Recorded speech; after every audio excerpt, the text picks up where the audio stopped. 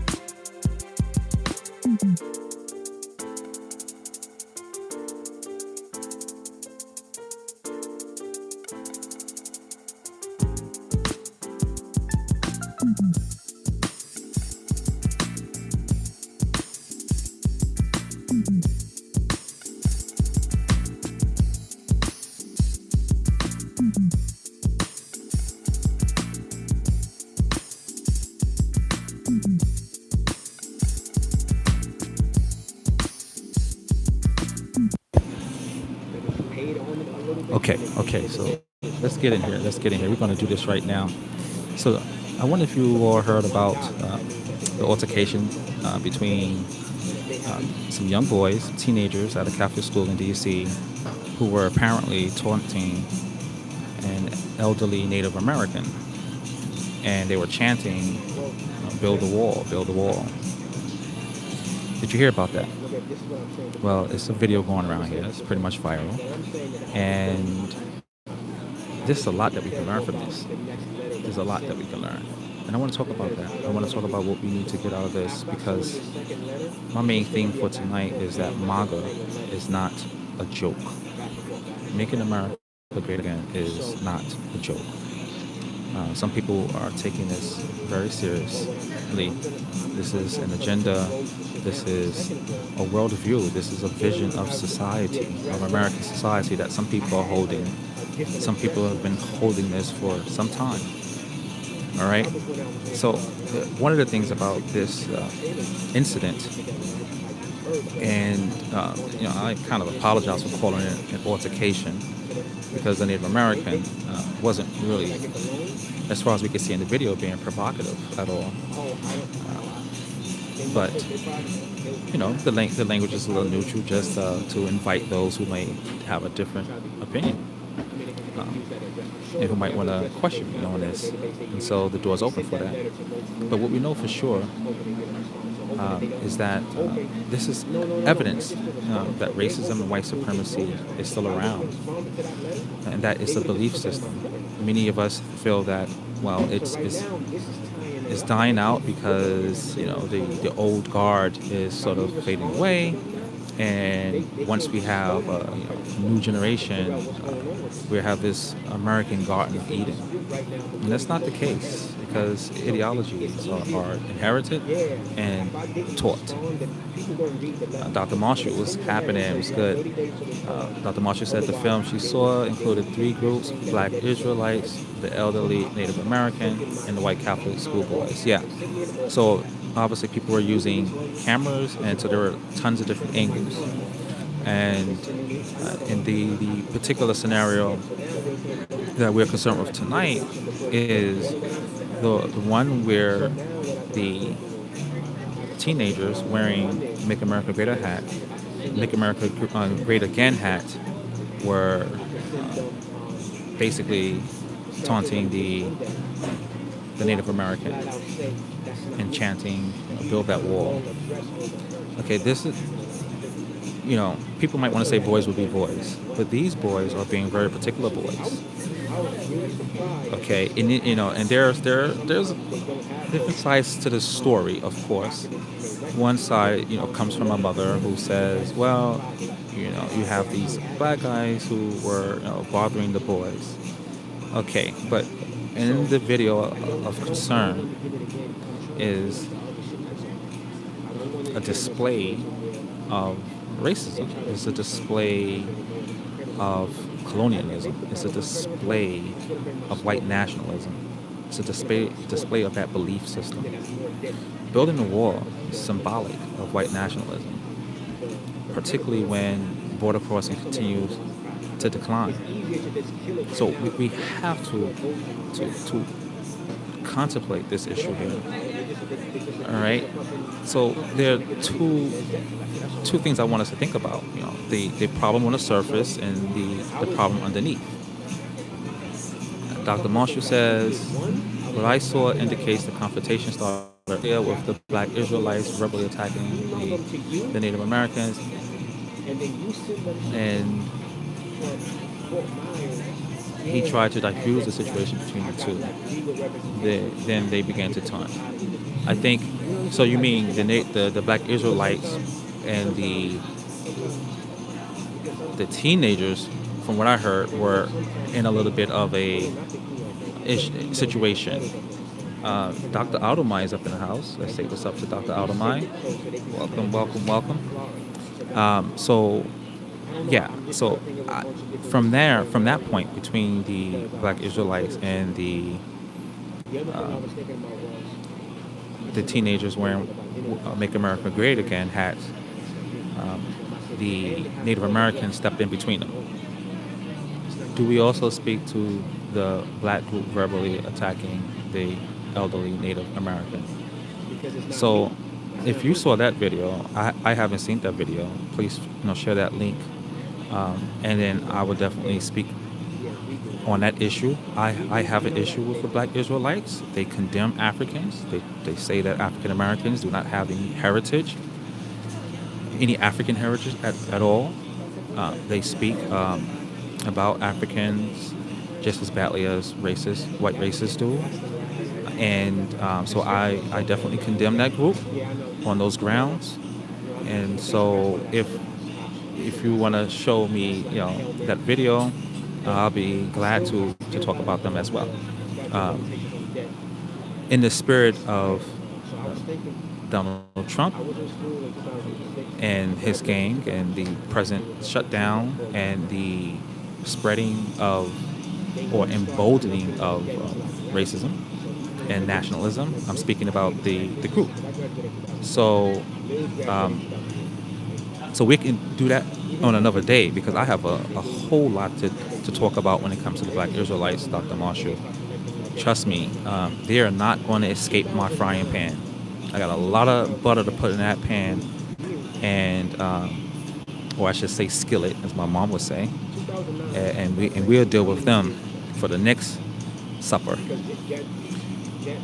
So what's alarming to me though is that these outbursts and these various videos. What's up, GD Stokes? We got GD Stokes over here.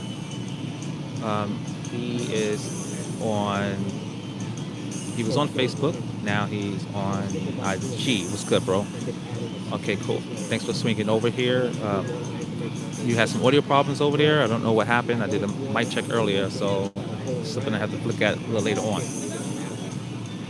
So the issue on the surface is the chant, right? Build that wall, right? It's clear among all parties who are well informed on the issue of migration, immigration, refugees, border security, that the wall does not deal with the problem that people keep using as an excuse for the wall.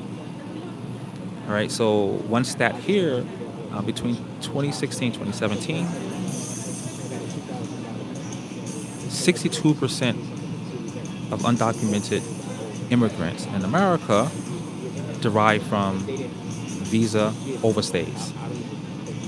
Okay, and 38% of those undocumented immigrants cross the border. So if we were really concerned about undocumented immigrants in the country who are apparently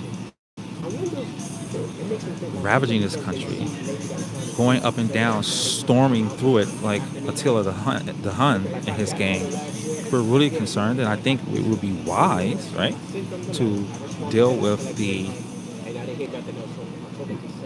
deal with the issue where it lies, the most, and that's with visa overlays. But that is not our concern. The wall is the concern. JD Stokes reminding us that Trump's wife has a visa overstay. Wow, and I didn't know that. I know she hit the jackpot by marrying Trump, right? So, and she also had gotten, I think, some kind of genius certificate or something. You remember something, some kind of genius visa where it represents that she has enormous talent for something. Who knows what it is? I don't really know what that is. Probably has something to do with her former career, but I'm not sure. But the point I want to make out here is that the wall does not challenge the essence of the problem, the source of the problem. If we're interested in data and stats and stuff like that. Now, that means there's an underlying problem.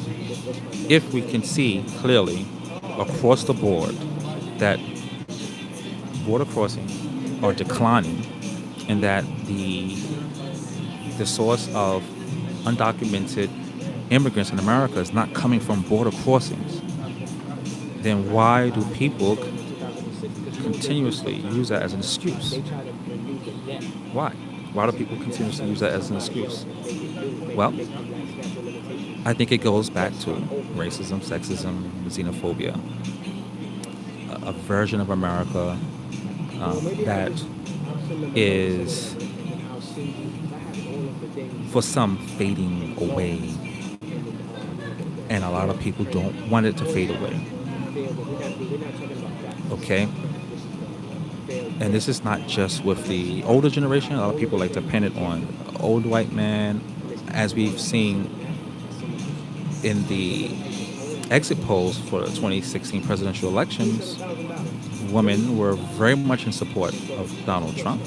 The numbers are there. And that tells us that sexism wasn't their number one issue. And you might have to ask yourself, what was the number one priority for them?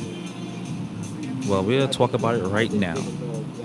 The issue is a vision of America. Think about this. Very early, around 2008, the Tea Party formed, and they wanted to take their country back. Back from what? From whom? Ask yourself this. And I hope you ask yourself this already, and hopefully my question is rhetorical, because it really is meant to be rhetorical. But for some of us, it's not. And the more conversations I get into, I'm realizing that a lot of people are not aware of that or are not willing to face that fact. So that's why this talk here with us is basically about MAGA is not a joke. That's the topic. That's what came to my head. And I said, you know what, MAGA is not a joke.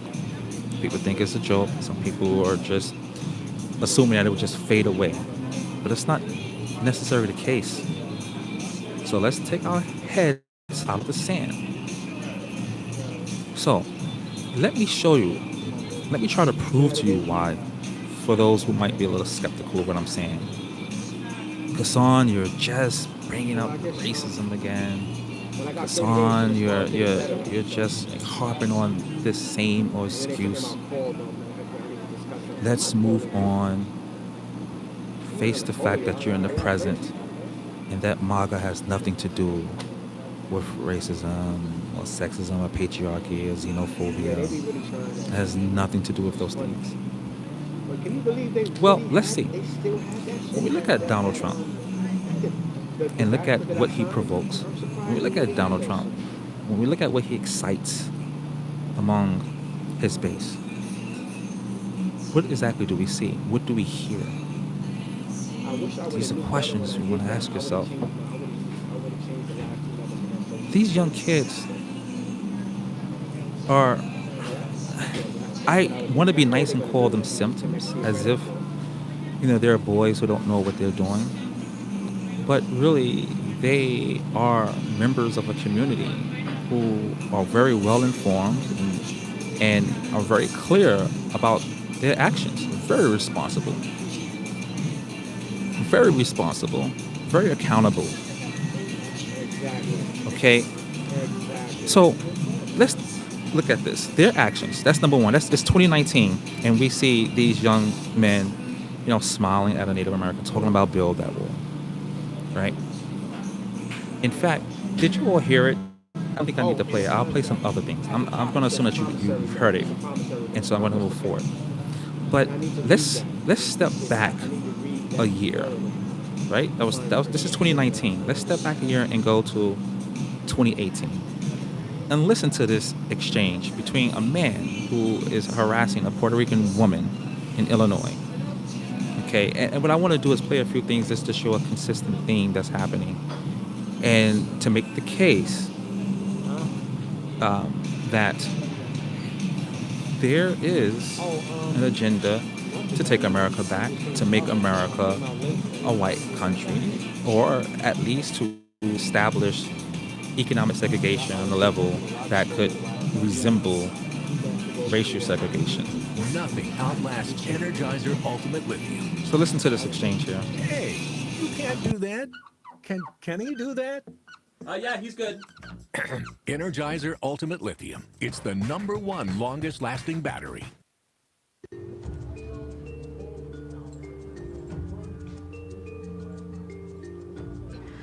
This is what I'm wearing, guys. This is what I'm wearing. That's it. You should not be wearing that in the United States of America. Okay. Are you a citizen? Yes, I am a Are you a United citizen. States citizen? Can you please get away from me?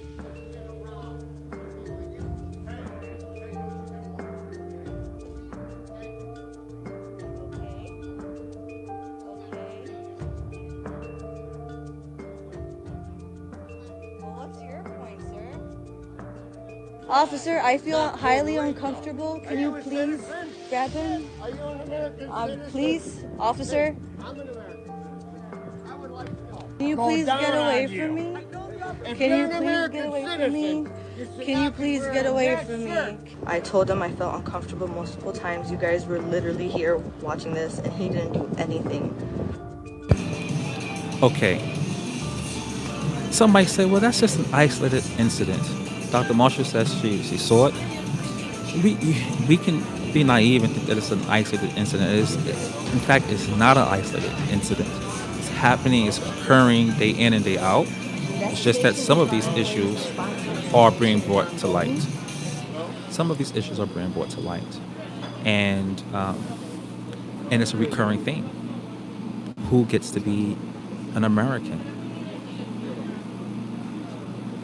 Who gets to participate in American citizenship? Who gets to enjoy the privileges of American citizenship? These are the questions that are at stake here. So much has happened, so much has changed, and as I always say, people have enjoyed a certain privilege so long that equality feels like a threat. That was 2018. Okay, so we have the recent altercation with the boys in 2019. We have this situation. Some of you may have already heard about this already. Now, let's go to 2017. Okay? Don't worry, I'm not the ghost of Christmas past, anything like that.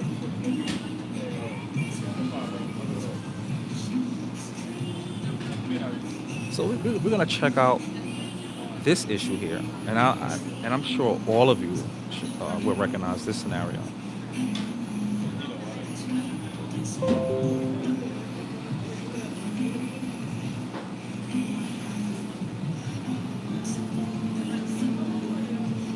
Here we go.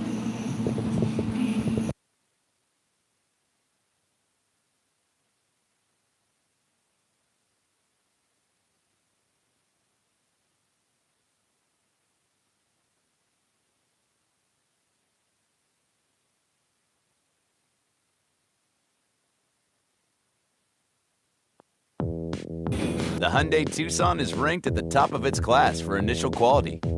Kind of like graduating with honors. Now, lease an all-wheel drive Tucson for only $199 a month. Find a Tucson near you at buyhyundai.com. One people, one nation, and immigration. We're honoring the founding fathers who were white. We're honoring all of the great white men who are being smeared and defamed and torn down.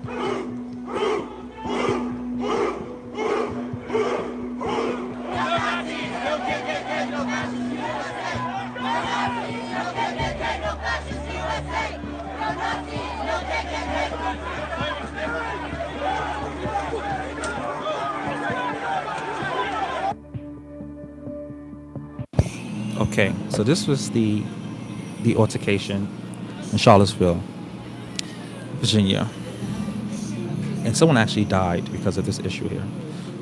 So what you heard here were neo-Nazis, fascists, KKKs, standing up for their right to be white, defending the founding fathers, at least their interpretation of the founding fathers, and most of the founding fathers fit their interpretation. And what provoked them was the decision to bring down Robert E. Lee's monument. And Robert E. Lee, we all know, was the general of the Confederate Army who was responsible for killing more Americans than any other country killed in the Civil War. And so, in other words, this guy was an enemy of the American state. Okay? An enemy of the American state. And so here now, fast forward to the modern day world, we have people saying, wait a minute, we need to get back to our roots. It's interesting that they are motivated by the removal of a person who was responsible for killing many Americans, and then somehow find a way to tie that into a cause derived from the founding fathers. It's interesting. So, am I making my case a little bit? That was 2017, and then just for those who might say, but why are you tying Trump into all of this? It doesn't follow. Just because you have these guys and women standing up for their right to be white in their own words. I wanted to use their words because I know people are going to say, hey, Kassan, you are just, race baiting. Okay, I'm race baiting. So let me shut up and let people speak for themselves. And if you can understand English, you're hearing what I'm hearing. And there's not much room, no room to misinterpret what you're hearing. Okay? And so now, here's one last piece of evidence. You're my judges.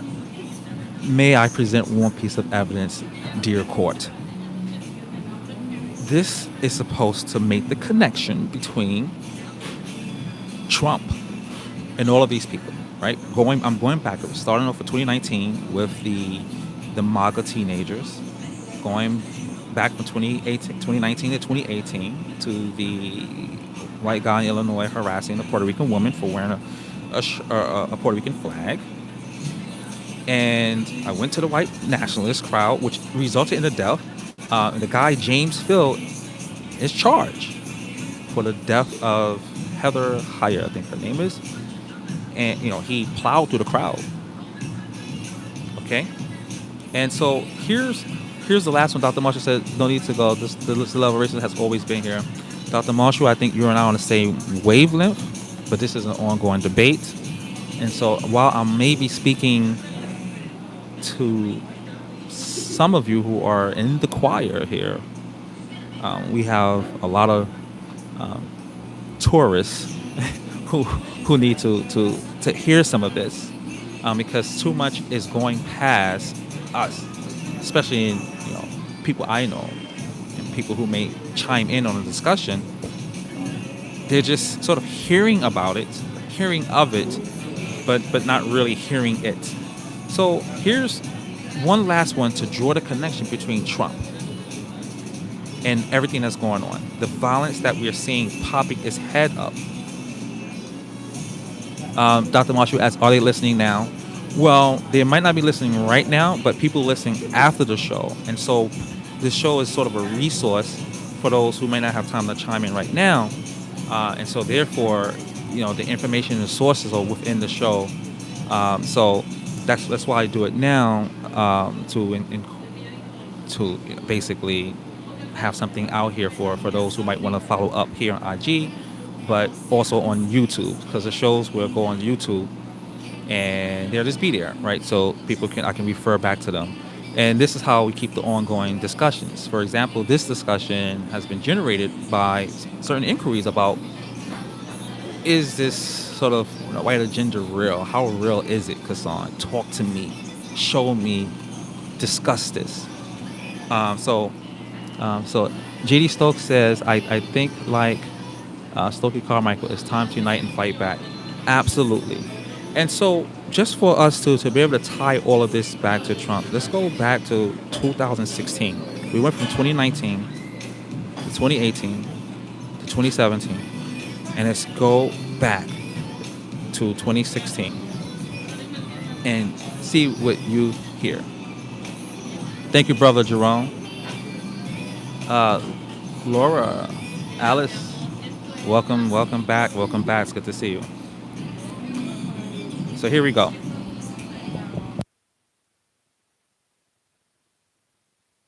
I've always wanted to do something more than myself, to be part of, something bigger. All right, yeah, get him out. Try not to hurt him. If you do, I'll defend you in court. Don't worry about it.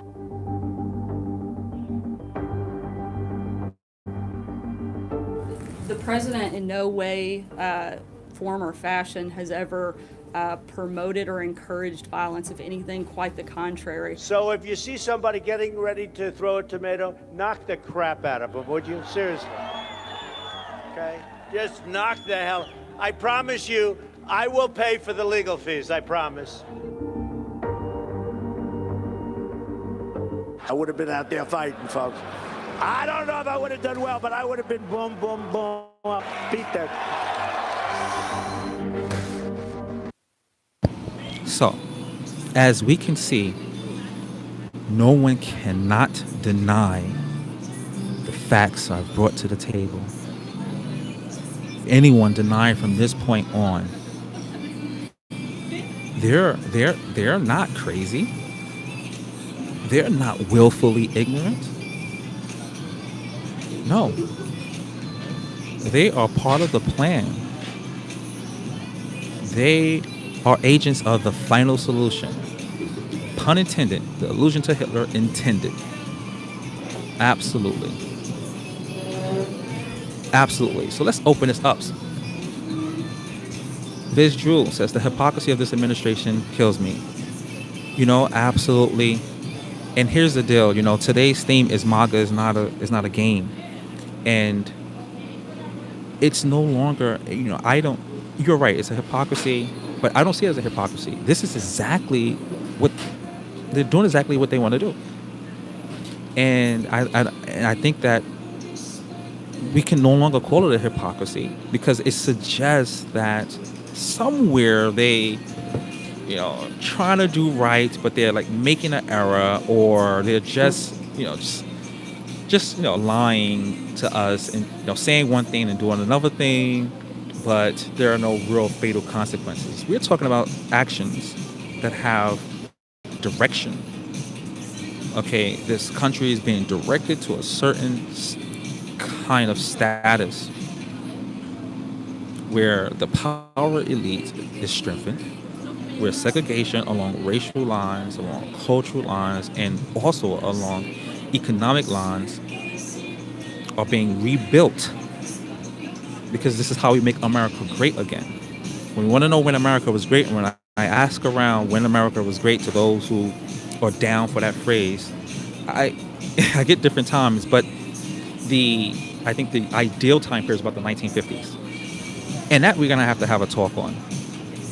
And so 1950s, and even some go to the 1920s. Yes, believe it or not. So this is real. I just wanted to make this case that this is real. And when we're in these discussions with people, I mean, it's at a point where we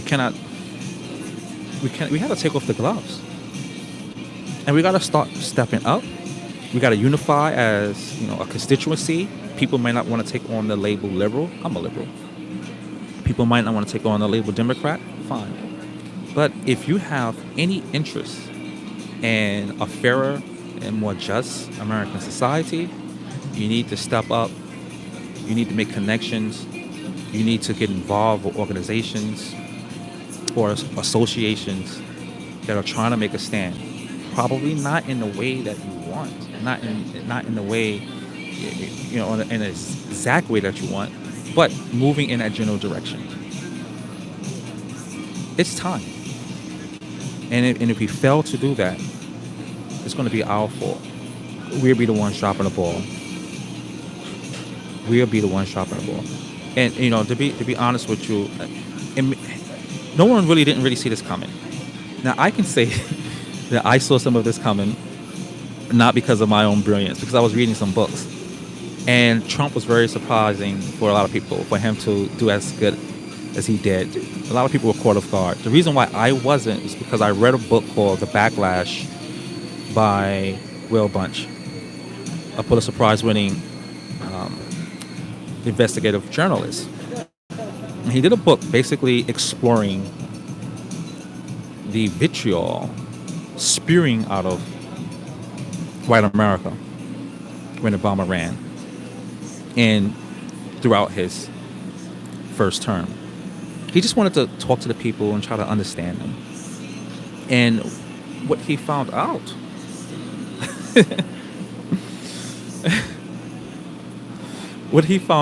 was that there was in a sense, a nostalgia, in a sense of fear, but also an anger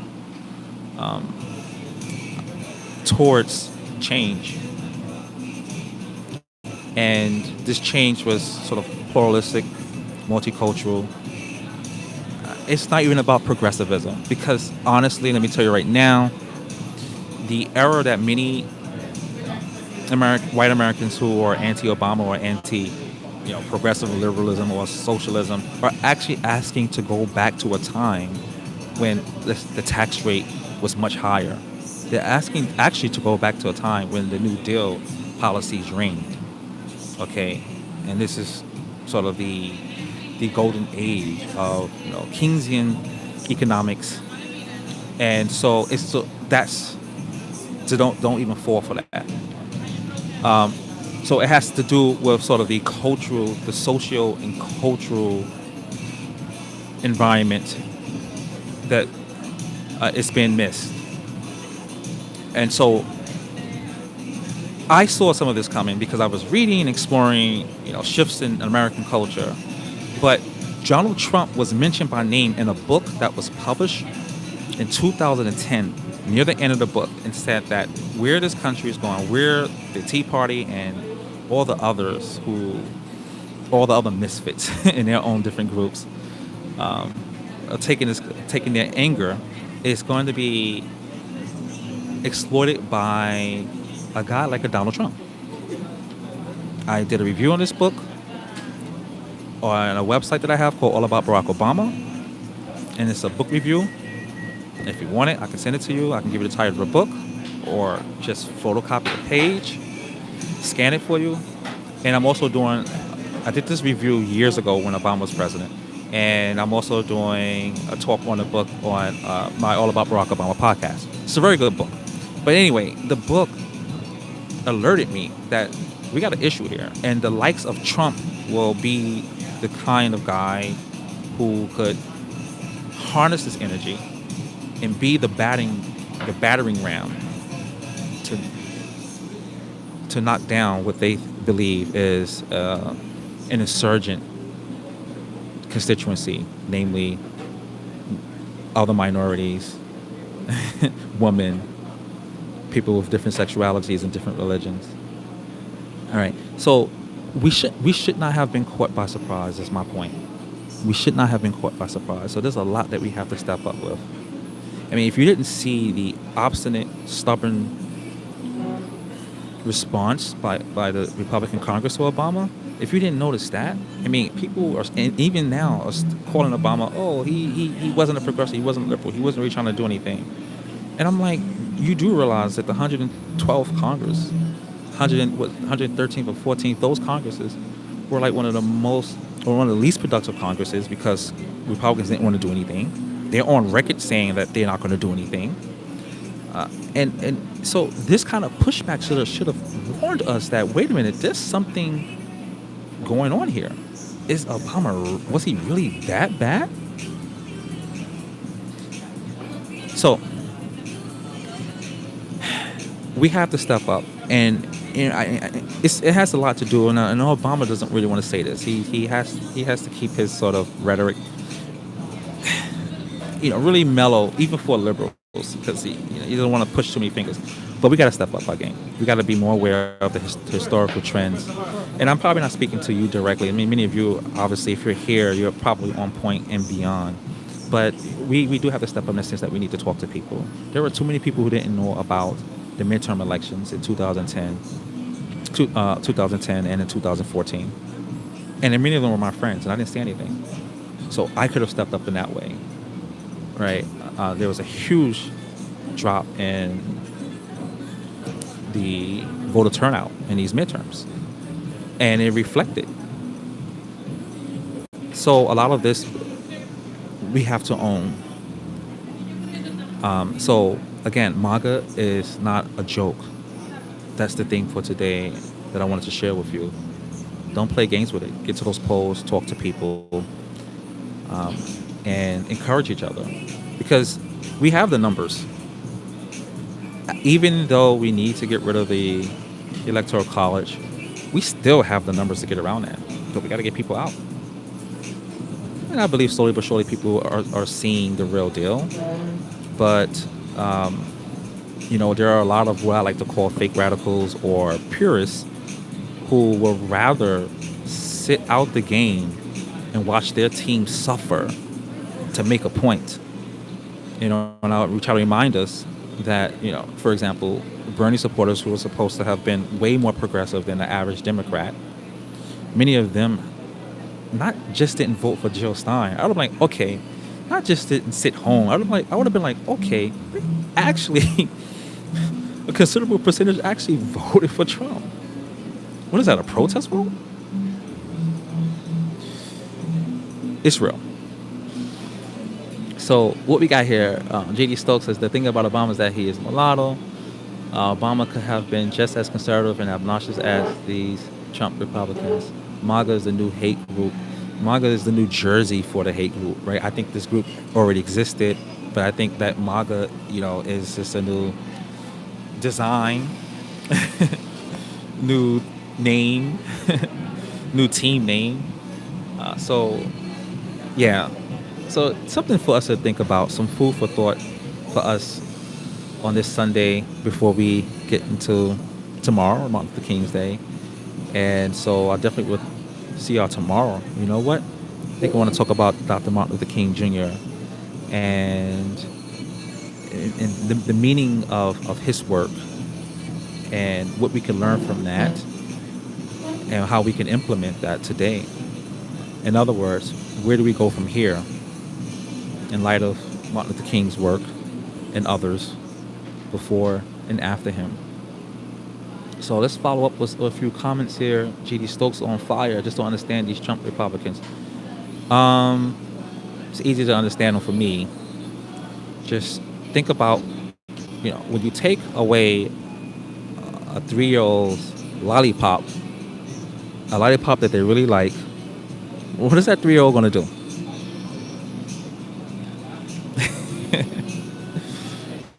And that is not, the best analogy because it makes it funny. And this is not a laughing matter, actually. But I just want to know that it's a response, right? It's an automatic response to a shift. Basically they're acting out. They're acting out against a change that they don't want to see happen. Now I understand that people, all of us, it's hard to change in certain ways. So that's sort of natural. But what we have to admit is that the change that they don't want to see, the change that the status quo that they want to keep is actually harmful. It's immoral. Okay, it's just downright immoral. And to be even real about it, it's even harmful to themselves in many ways. I plan to have a discussion / debate with someone who wants to argue that the main issue that we're dealing with is class. And I'm holding that, yes, class is an issue, but we won't get too far in class until we confront racism. Because the kind of policies that a person who thinks that class is the issue cannot be passed if the numbers we need cannot be gathered. And the reason why the numbers cannot be gathered is because a lot of people don't want economic justice, because it means that other people get to participate in the privileges. I mean, if you think about unions, the New Deal was responsible for the largest increase in the middle class. New Deal policies. African Americans got about this percent. I mean, obviously this is really vague, but African Americans were, on the whole, were not able to capitalize on New Deal policies. Even those who fought in World War II, in GI Bills and stuff like that. And so, I mean, in certain places, only 1% of the African community would get access to some of the services, and economic help, educational benefits, health benefits that were available to America. And so, for people who benefited disproportionately from certain policies and then turn around and say, we don't want these policies, we don't want unions, we want lower taxes for corporations. You gotta ask yourself, well, wait a minute, you're saying the issue is class, but the group that you're trying to reach out to, let's say a Bernie or someone else, and Bernie's my boy, don't get me wrong, I mean, I'll rock with him, but I'm trying to make the point that you're saying that people are upset about, neoliberal agenda when they are largely in support of Trump's massive tax cut for corporations, down from 35 to 21%. Are you serious? Something does not follow. But ladies and gentlemen, I know you got to get ready to do your thing on Sunday night, so I won't delay. Thanks for tuning in once again, and check me out on Patreon, Patreon patreon.com/Kassan Henry. I put up some posts there. I have videos there. It's there for those who want to support the cause. So with your support, I can continue. I can reach out. I can get guests. I can get more equipment and make this much more of a dynamic experience. I can get a producer and do hot videos. I offer a lot more content. I offer a lot of things that I learned that I found useful to keep our mind sharp, to understand like critical thinking techniques and stuff like that. I put up videos when I talk about education and the system and all that good stuff for those who support. So check it out if you get a chance. to see what's going on over there. But either way, you coming here, you just waving is support that I deeply appreciate. But until next time, stay up, stay informed, try to make a difference one conversation at a time and more. Good night, folks. Peace out, IG. Facebook, peace out. And